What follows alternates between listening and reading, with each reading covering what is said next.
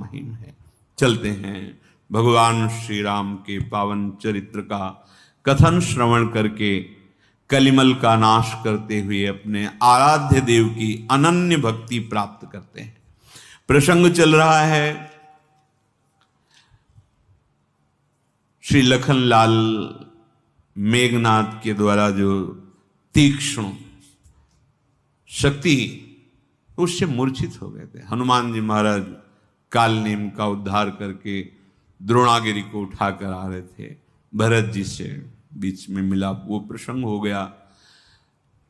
भगवान श्री राम विलाप कर रहे थे, हा लक्ष्मण, यदि मैं सा जानता तो पिता के वचन भले विसार देता, अर्थात ना पालन करता। अगर मुझे पता होता कि तुम्हारा जैसा भाई हमसे बिछुड़ जाएगा, बड़ा पूरी सेना सभा सब व्याकुल है।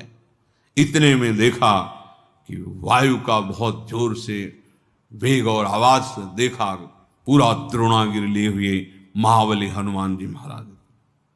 सुषेण वैद्य पहले से हनुमान जी घर से ही उखाड़ के ले आए। तत्काल पर्वत को विराजमान किया और कहा जल्दी से औषधीन में से निकालिए और लखनलाल को पवाए। राम जी ने हर श्री राम भेटेऊ हनुमाना अति कृतज्ञ प्रभु परम सुजाना। गले से लगा लिया हनुमान जी को। सुषेण वैद्य ने लखनलाल को संजीवनी बूटी पिलाई। जैसे कोई सो के उठा ऐसे लखनलाल उठ गए। भगवान श्री राम ने लखनलाल को हृदय से लगाया। अब तो जय श्री राम के नारे गूंजने लगे। पूरी सेना में भालू वानर सब आनंदित हो गए। हनुमान जी जैसे सुसेन जी को लाए थे वैसे ही लंका में पहुंचा दिए, घर को स्थापित कर दिया। गुप्तचरों ने बताया कि महाराज लक्ष्मण जी तो जीवित हो गए। कैसे? वो तो वीर घातनी शक्ति थी, बच ही नहीं सकते थे। वो आपके सुषेण वैद्य ने बचा लिया। पूरा घर सहित हनुमान जी ले गए थे। ऐसा हो बहुत विषाद को प्राप्त हुआ कि मानो विजय मिलते मिलते छूट गई। एक भाई पधार जाता तो दूसरे पर तो हम भारी पड़ी जाते। बहुत विषाद, व्याकुल हो गया। अब कोई उपाय नहीं दिखाई दे रहा था कि कैसे हम परास्त करें। एक ध्यान में आया कि अभी कुंभकर्ण सो रहे, बड़े सुभट सैनिकों को साथ लेकर कुंभकर्ण के पास विविध उपायों के द्वारा जगाने की चेष्टा की। तब कुंभकर्ण जगे। वो जगे ऐसा दिखाई दे रहा था मानो मूर्तिमान काल आंख खोल के बैठा हो। पहाड़ जैसा शरीर विशाल का है। रावण की तरफ देखा, कहा भाई ये उदासी कैसी, कभी नहीं देखा तुम्हारे मुख में। तुम्हारा मुख श्रीहीन कैसे हो गया, तेजहीन कैसे हो, उदासी का कारण। सब पूरी बात बताई। शूर्पणखा का नाक कान काटा जाना, फिर सीता जी का हरण करना, सब पूरी बात। और ये भी बताया कि बड़े बड़े योद्धा मारे गए हैं। बानरों ने, भालुओं ने बड़े बड़े राक्षसों का वध कर दिया है। दुर्मुख, देवांतक, नरांतक, अतिकाय, अकंपन, महोदर, ये सब मारे गए। कुंभकर्ण ने कहा ये क्या कर बैठा तू? अरे मूर्ख, ये क्या कर बैठा? जगदम्बा हरियान अब सठ चाहत कल्याण। जगत जननी जानकी का अपहरण करके इतना भारी अपराध किया, अब अपना कल्याण चाहता है। भल न कीन्ह तै निशिचर नाहा, अब मोहि आई जगाए ही कहा। अजहू तात त्यागी अभिमाना, भजहु राम होई ही कल्याणा। दशानन तूने अच्छा नहीं किया। अब आकर क्यों जगाया? जब सीता हरण करने जा रहा था तब जगाकर मुझसे पूछ लेता अरे अभिमानी, अभिमान छोड़कर श्री राम की शरण में जा और उनका भजन कर, तेरा कल्याण हो जाएगा। कुंभकर्ण उपदेश कर। रावण तू उनसे बैर ले रहा है, हनुमान जी सरीखे जिनके सेवक हैं, तूने रघुनाथ जी को मनुष्य जाना क्या? हाय भाई, तूने वो बुरा कार्य किया, अब तुझे कोई नहीं बचा सकता। देवताओं का विरोध किया, जिसके शिव ब्रह्मादि देवता सेवक हैं, उन प्रभु से विरोध कर बैठा। एक समय नारद जी हम पर बहुत प्रसन्न हुए थे, तब मुझे बताया था कि भगवान तुम्हें दर्शन देंगे, रघुकुल में अवतरित होंगे, वनवास में आएंगे। अगर मुझसे पहले जगा के पूछ लेता तो मैं तुम्हें बता देता कि ये कोई मनुष्य नहीं, साक्षात भगवान अवतरित हुए। ठीक है, आ मेरे हृदय से लग भाई, क्योंकि मैं अब अपने नेत्र सफल करूंगा जाके। नारद जी ने कहा था भगवान का दर्शन, अब मैं नेत्र, आहा श्याम गात सरसी रूह लोचन, देखो जाई तापुत्र मोचन, राम रूप गुण सुमिरत, मगन भयो छन एक।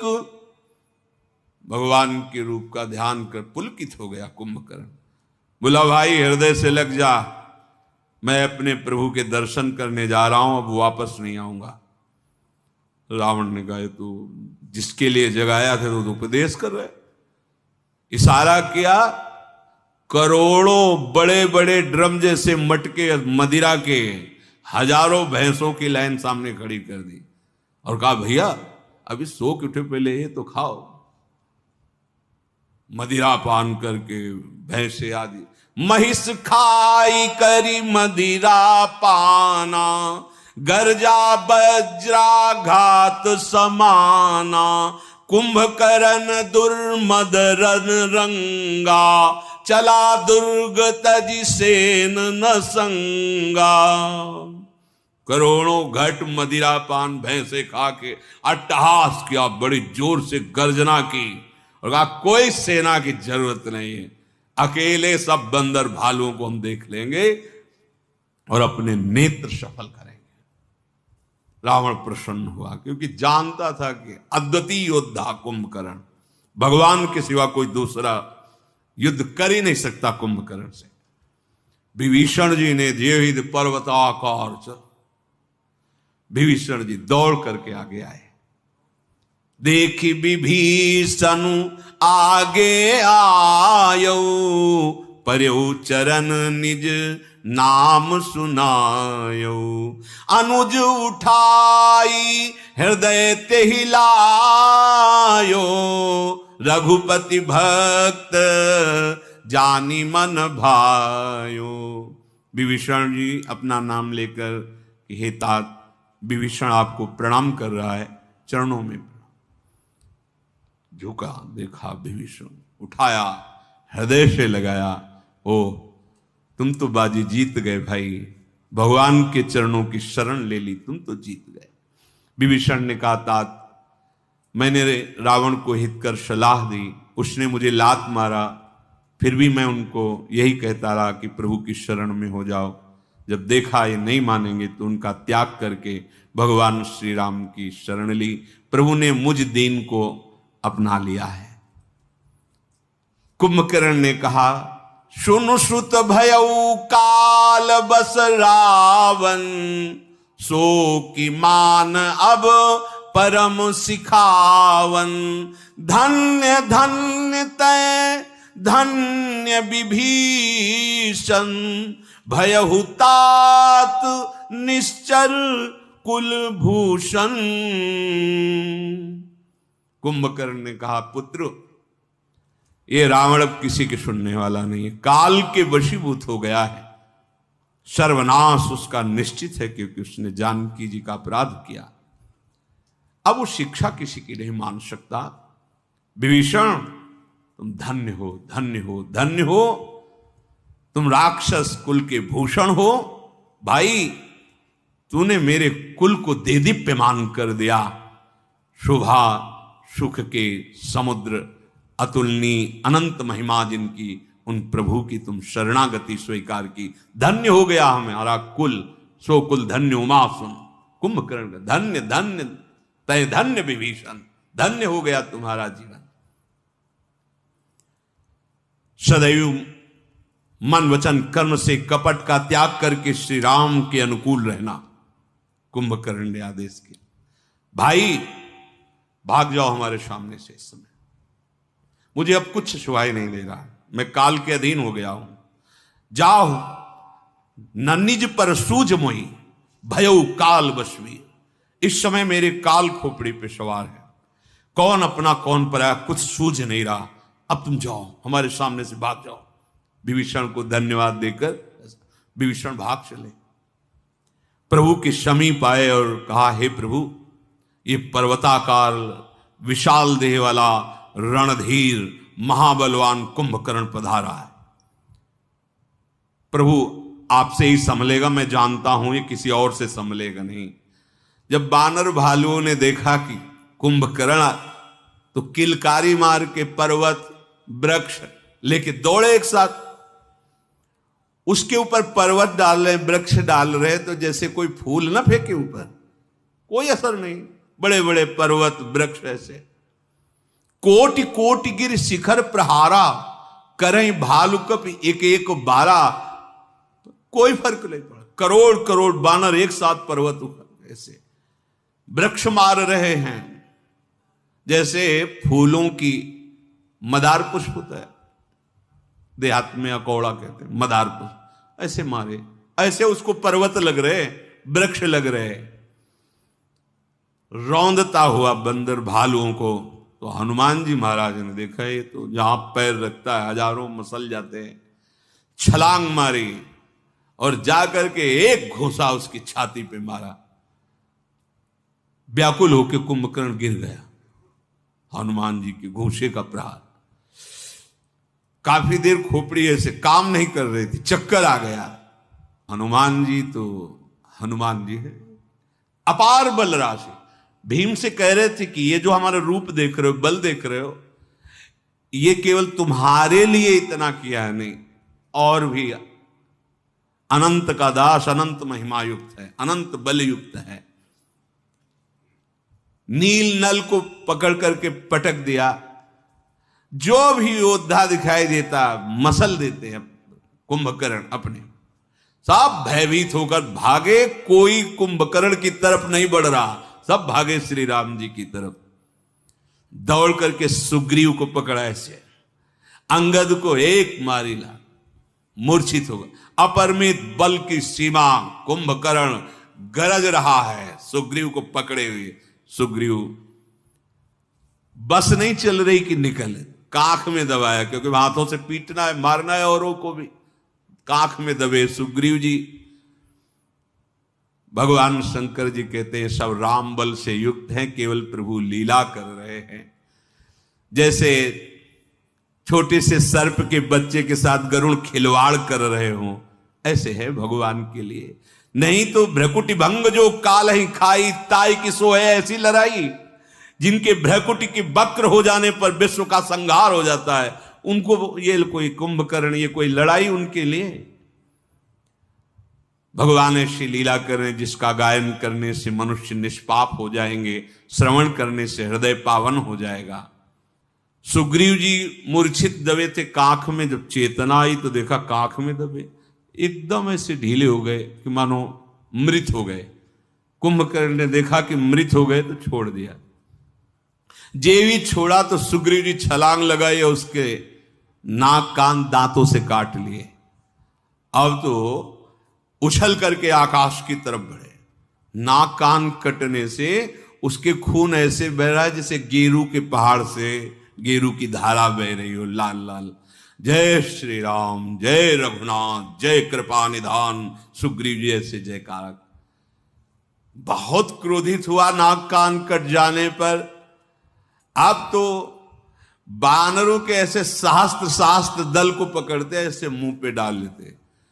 कुछ तो दांतों में पिसते हैं, कुछ कान की जगह से निकल जाते हैं, कुछ नाक की जगह से निकल जाते हैं। बड़ा भयंकर रूप है। भागे बानर भालू, जय रघुवंश मणि, प्रभु रक्षा करो। ये महाकाल जैसा दिखाई दे रहा है, इससे कैसे बचेंगे? रण में किसी में उत्साह नहीं रह गया, कुंभकर्ण के सामने खड़ा हो जाए, ऐसा बलशाली।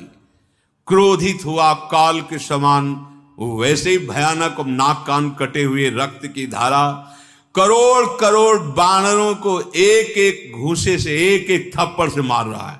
विशाल काय करोड़ों बानर पकड़ करके जैसे कोई उपटन लगाया जाए, ऐसे मसल रहा है अपने शरीर पर। बानर भालू के समूह नष्ट होते जा रहे हैं। रण में मदमस्त अट्टहास करता है कुंभकर्ण। अब लग रहा है मानो विधाता पूरी सृष्टि का विनाश करने के लिए ही से रचा था। सब योद्धा भाग खड़े हुए। कुंभकर्ण ने देखा कि बानर सेना, भालू सेना सब तितर बितर। भगवान श्री रामचंद्र जी ने अपनी सेना को व्याकुल देखा, कहा, हे सुग्रीव, विभीषण, लक्ष्मण, तुम सेना को संभालो, मैं इस महाबलशाली को देखता हूं। सारंग धनुष, कमर में तरकश, शत्रु सेना का दलन करने वाले जे भी धनुष को खींचकर टंकार किया, कुछ सुनाई नहीं दे रहा कुंभकर्ण को, इतनी जोर की आवाज सारंग धनुष की। 1,00,000 बाण एक बार में संधान किए भगवान ने, और वो पंख वाले बाण उसके शरीर में प्रवेश कर रहे हैं। छाती, सिर, भुजदंड अन्य राक्षसों के कट कट करके गिर रहे हैं। बाण लगते ही मेघ की तरह वो गर्जना कर रहा है। प्रभु के बाण जो छूटे थे कुंभकर्ण के कुछ शरीर में, कुछ उनके आसपास जो सैनिक थे उनको, कुंभकर्ण ने भर नेत्र प्रभु को देखा। अंदर से बहुत भक्ति रखता है प्रभु के प्रति। पीछे सुना रावण को उपदेश, भर नेत्र देखा, हो भाग्य में, हो भाग्यमम अमित दे, राम कृपासु। बड़े बड़े ऋषियों के ध्यान में जो प्रभु आने वाले, वो आज हमारे नेत्र गोचर है। बड़े भाव से भगवान के दर की, कितना हो भाग्यवंतिम इनके हाथ से होगा। क्षण मात्र में भगवान ने सारी सेना का जो कुंभकर्ण के साथ आई थी उसको नष्ट कर दिया। बानर योद्धा भगवान को जब देखा तो फिर पहाड़ और वृक्ष लेकर उस पर प्रहार करने लगे। रघुनाथ जी ने फिर कुंभकर्ण पर अपने भयानक अमोघ बाण छोड़े। जैसे बिजलियां बादल में समा जाती हैं, ऐसे भगवान की तेजस्वी बाण विशालकाय कुंभकर्ण के शरीर में, और वहां से रुधिर बह रहा है। वो बार बार रावण की दुहाई करता हुआ भगवान की तरफ आगे बढ़ा। भगवान देख रहे हैं कि बानर सब जितना भी प्रयास करे वो निष्फल जा रहा है। कान तक खींच करके 100 बाण संधान किए, कुंभकर्ण के शरीर में लगे और दौड़कर भगवान की तरफ बढ़ा। पृथ्वी डोलने लगी उसके दौड़ने से, और एक विशाल पर्वत उखाड़कर भगवान पर प्रहार। देखो, यही भाव यहां समझना है। अगर प्रभु की इच्छा से ऐसी, तो जानता है प्रभु कौन, रावण को उपदेश किया है, मानता है प्रभु को आराध्य देव, पर लीला है युद्ध की तो युद्ध कर। जैसे भीष्म जी जानते हैं, मानते हैं, पर बाण संधान श्री कृष्ण। ऐसे जैसे लोग कहते हैं हम सब में भगवत भाव करेंगे तो फिर हमारा कैसे व्यवहार चल पाएगा। नहीं, व्यवहार जिसके प्रति जैसा करना वैसे ही करना है, पर यह तो पक्की बात है कि सबके हृदय में प्रभु विराजमान है। भगवान श्री राम ने देखा कि इतना बड़ा पर्वत उखाड़ कर कुंभकर्ण हमारे ऊपर फेंकना चाहता है, तो दाई भुजा ही काट दी। अब उसने बाएं हाथ से दूसरा पर्वत उखाड़ा, प्रभु ने बाईं भुजा भी काट दी। भुजाओं के कट जाने पर वो कुंभकर्ण ऐसा दिखाई देने लगा मानो मंदराचल पहाड़ बिना पंख का हो गया हो। वो दृष्टि ऐसी विकराल करके मुंह फैलाकर प्रभु की तरफ दौड़ा मानो प्रभु को खा जाएगा। सब देवता हाहाकार करने लगे। करुणा निधान भगवान ने इतने बाण छोड़े कि उसका मुख ही भर दिया कुंभकर्ण का। फिर भी वो महाबली टस से मस नहीं हुआ। मुख बाणों से भरा, भुजाएं दोनों कटी हुई, प्रभु की ओर दौड़ा मानो काल रूपी सजीव तरकस ही आ रहा हो। तरकस बाण मुख में है ना। प्रभु ने क्रोध करके तीक्ष्ण बाण लिया, उसके सिर को धड़ से अलग कर दिया। वो सिर बाण लेकर रावण के सामने गिराया जाकर। जो ही कुंभकर्ण का सर देखा, अपना सर पीटने लगा रावण, बहुत विलाप करने लगा। प्रभु ने जो कुंभकर्ण का ये शरीर था धड़, उसके दो हिस्से किए, क्योंकि पर्वताकार था। जब वो गिरा तो हजारों लाखों बानर भालुओं को दबाया। ये आश्चर्य की बात हुई कि कुंभकर्ण के शरीर से एक तेज निकला और सबके देखते देखते भगवान श्री राम में विलीन हो गया, भगवान श्री राम में समा गया। देवर्षि नारद आदि बड़े बड़े देवता ऋषि मुनि आकर भगवान की वंदना कर रहे हैं, आकाश से फूलों की वर्षा कर रहे हैं, प्रार्थना करते हुए कि आपका कितना करुणामय स्वभाव है प्रभु, कितना पापाचरण करने वाला कुंभकर्ण, और उसको वो गति, वो परम धाम दिया जो बड़े बड़े मुनि जिसके लिए तपस्या करते हैं, साधना करते हैं। निश्चय निश्चय जो ऐसे प्रभु को विचार करके अपना जीवन व्यतीत करते हैं, प्रभु से विमुख होकर के, वो बड़े अभागी हैं। अब दिन का अंत हुआ, दोनों सेनाएं लौट गईं। भगवान श्री राम जी ने अपनी सेना की तरफ करुणा दृष्टि से देखा, जो घायल दबे चकना, वो अब पुष्ट होकर, जैसे बहुत घास मिल जाए तो अग्नि प्रचंड रूप हो जाती है, भगवान की कृपा मिली तो सब प्रचंड बलवान, वैसे ही किसी को कोई दर्द नहीं, कोई घाव नहीं, कोई पीड़ा नहीं। रावण अब तो रो रहा है, विलाप कर रहा है। कुंभकर्ण चले गए, बड़े बड़े योद्धा चले गए, सेना तो पहले ही दिन आधी खत्म हो गई थी। कुंभकर्ण का सर लेकर हृदय से लगा के रोने लगा बहुत। जब विकल देखा तो मेघनाथ ने कहा कि पिताजी आज तक हमने आपको बताया नहीं, हमें एक देवी की सिद्धि है और वो विमान और तरकश मैं आराधना करूंगा, वो मुझे मिल जाएगा। वो मैं रथ पा गया तो विश्व पर मैं विजय प्राप्त करने की सामर्थ्य रखता हूं। अब डींग तो हाँकूंगा नहीं, अब कल आप देखिएगा मैं क्या करूंगा, आप रोना बंद कीजिए। प्रातःकाल हुआ, दोनों ओर के योद्धा जय जयकार अपने अपने स्वामी की करते हुए युद्ध के लिए।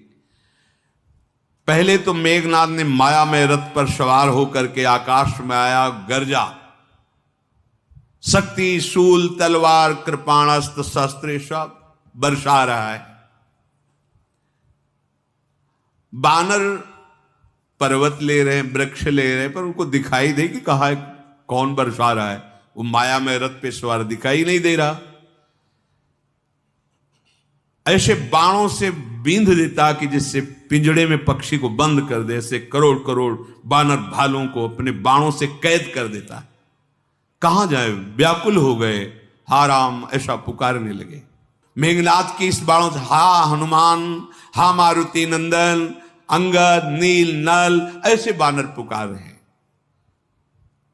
लक्ष्मण जी ने देखा कि सब बड़े बड़े यूथपति बानर उसकी कैद में, बाणों की कैद में। सुग्रीव, विभीषण, इनको तो मूर्छित ही कर दिया है बाण मार के। वो रघुनाथ जी के ऊपर बाण छोड़ने लगा माया में रथ पे चढ़ के, और वो बाण नागपाश से युक्त थे। बांध लिया जाकर के भगवान को नागपाश में। लक्ष्मण जी भी मूर्छित हो गए, रघुनाथ जी भी मूर्छित हो गए। बड़ा कौतूहल, कोई सेना में नहीं बचा। सब बंदरों को, करोड़ करोड़ बंदरों को ऐसे पिंजड़े में जैसे बंद कर दे, ऐसे बाणों से यूथपतियों को मूर्छित कर दिया, जर्जर कर दिया और भगवान को नागपाश से बांध दिया। बहुत बली मेघनाथ।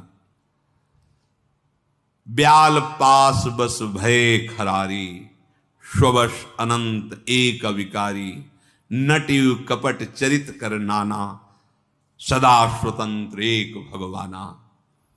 ये भगवान है, इनको कोई पास बांध नहीं सकता, पर नर लीला कर रहे। अनंत को कैसे कोई बांध सकता है? भगवान तो अनंत महिमा युक्त है। ऐसे लीला कर रहे हैं जिनको गा गा कर भव समुद्र से हम पार होंगे। नागपाश प्रतिपल मृत्यु का कष्ट देता है, नस नाड़ियां तोड़ता जाता है, वो जितना समेटता जाता है अपने आप को वैसे टूटती जाती है, अंत तो गत्वा प्राण चले जाते हैं। अब जिनके हृदय में कुछ चेतना थी वो जगह देखा भगवान नागपाश में, घबरा गए। भला सर्वव्यापक को कोई कैसे बांध सकता है? पर प्रभु लीला कर रहे हैं। भगवान शंकर कह रहे, हे भवानी, ये वही जान सकता है जिसको भगवान जना दे, नहीं तो संशय हो जाएगा। गरुण जी को हो गया, औरों की तो बात क्या। चरित राम के शगुन भवानी, तर्क न जाहि बुद्धि बलबानी, अस विचार जे तज्ञ विरागी, राम भजई तर्क सब त्यागी। मेघनाद ने सबको व्याकुल करके प्रकट हुआ फिर, और दुर्वचन कह के कहने लगा कि है कोई वीर अभी? अगर कोई राम के पक्ष में है तो मेरे सामने खड़ा हो जा। जाम्बवान ने कहा, दुष्ट, छली, कपटी, छुप छुप के युद्ध कर रहा था, जरा खड़ा रहे और एक बार मेरा सहे। अरे मूर्ख, तू मुझे जानता नहीं। मेघनाद ने कहा, तेरे को तो इसलिए नहीं मारा कि तू बूढ़ा है, कुछ कर ही नहीं सकता। उनका अभी दिखाता हूं। जाम्बवान ने लपके मेघनाद की तरफ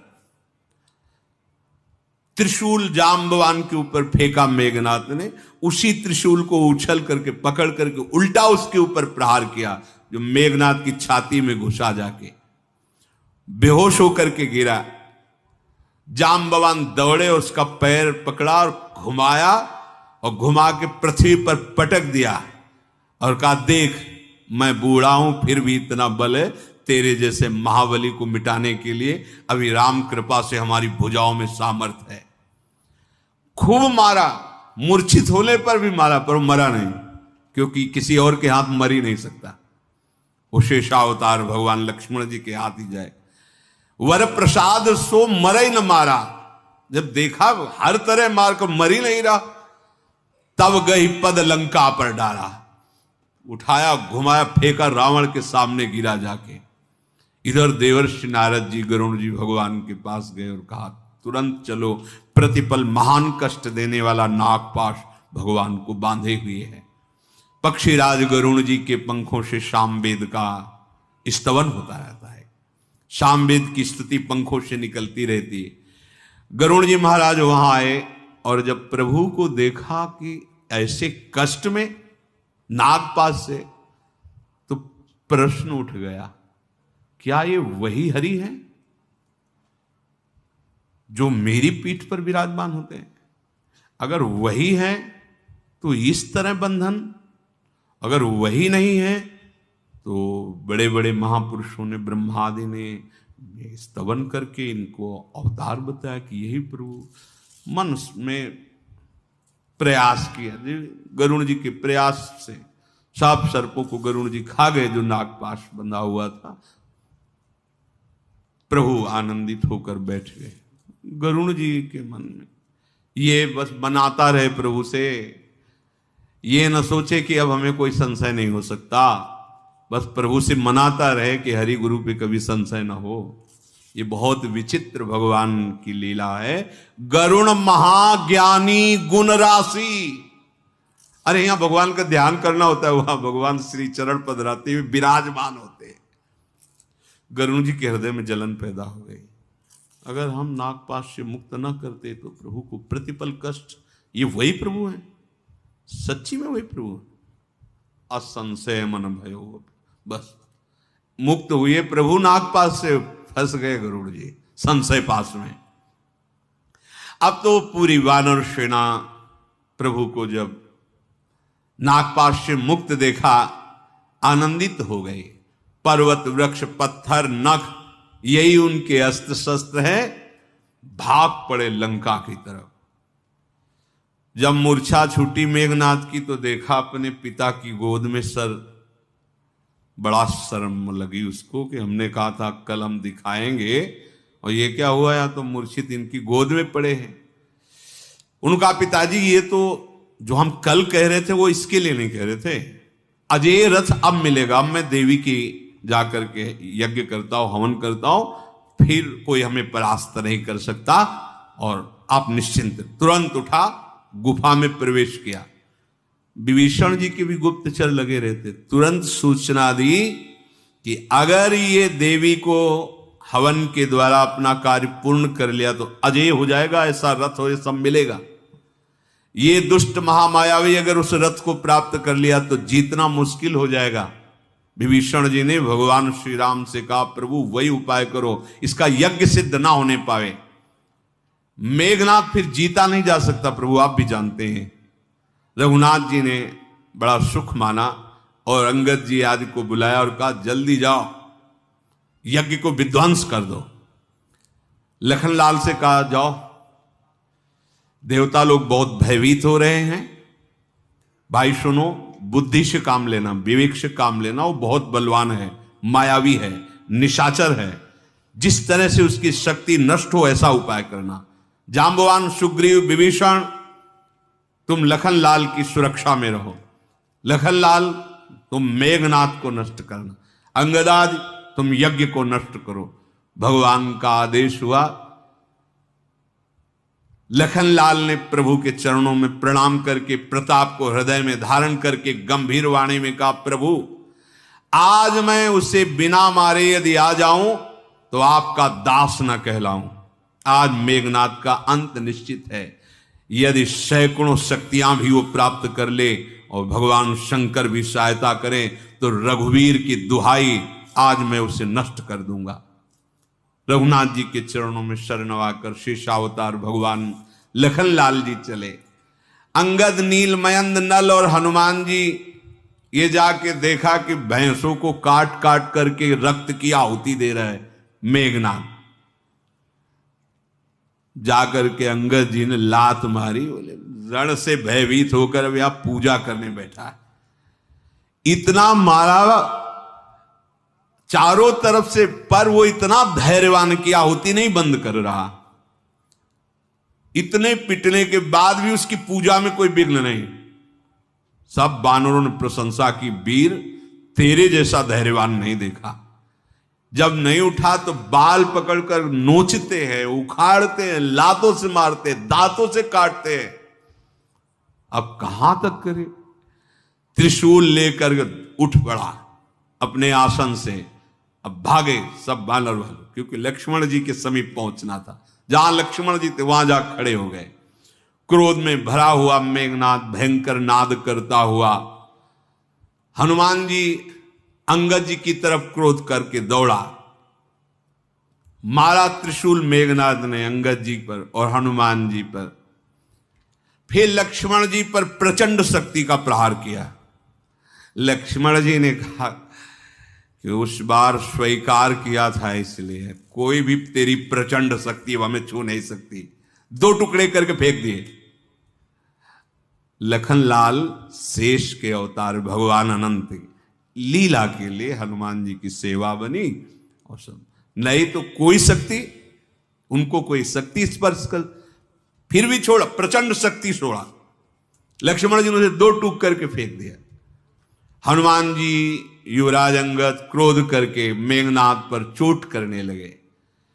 सब एक साथ प्रहार करते हैं, काल की तरह भयंकर होकर सबको पीड़ा पहुंचा रहा, कोई फर्क नहीं पड़ता मेघनाथ के ऊपर। लक्ष्मण जी ने भयानक बाण छोड़े। जो ही देखा लखनलाल के वज्र के समान ये बाण है, अंतर्ध्यान हो गया, कई रूपों में हो गया। ये कोई भजन की सिद्धि नहीं। कई रूपों में मायावी राक्षस कई रूपों में हो गया, कई रूपों से युद्ध करा। कौन सत्य मेघनाथ है पहचानना मुश्किल है।